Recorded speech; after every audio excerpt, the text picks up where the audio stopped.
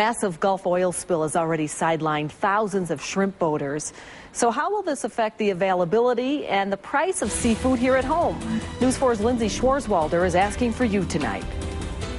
With as many as 210,000 gallons of crude oil gushing into the Gulf of Mexico each day, it's a race against time to stop, contain, and soak up the oil. Fishing is now banned in the federal waters from the Mississippi River to the Florida Panhandle for at least a week, leaving boats at the dock in the midst of the prime spring fishing season.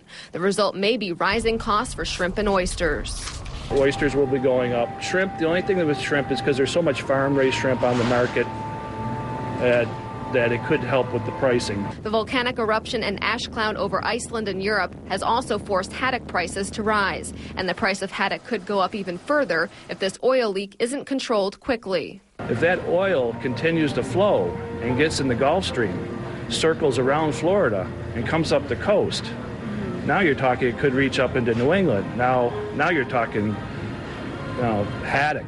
On a positive note, Robert is not concerned about the fish potentially being harmful to the consumer because of strict government regulations. The government, now we're all under the HACCP, where everything is inspected, temperature checked, and from the distributor, the processor, on down to me.